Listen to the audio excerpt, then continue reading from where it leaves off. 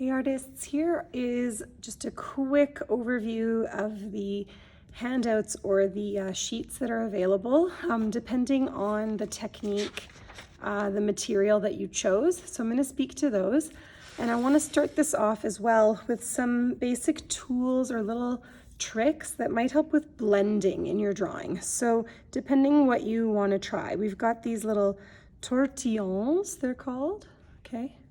It's wrapped like a tortilla, tortillon. You can make your own out of any rigid paper and just twist it really, really tightly.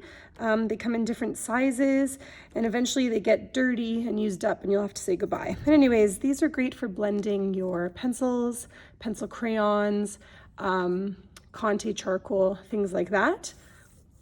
Also with chalk, charcoal, Conte, you can use this cheesecloth to help you with blending. And if you don't have cheesecloth on hand, you can use just a tissue, a Kleenex, that type of thing.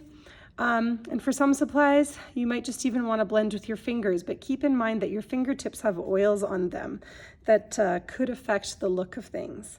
Speaking of oil, oil makes a great solvent. And so just using baby oil on a Q-tip, right, or even a cotton pad if you needed a bigger area, is going to allow you to blend things like the oil pastels.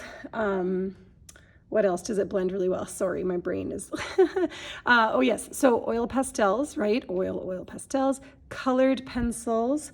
It will even to a degree help with the marker, although slightly better with marker is one of these blender pens. Okay, they're just clear. And if you don't have these are actually just acetone or nail polish remover inside, or again, some rubbing alcohol on a Q-tip or a cotton pad works really, really well.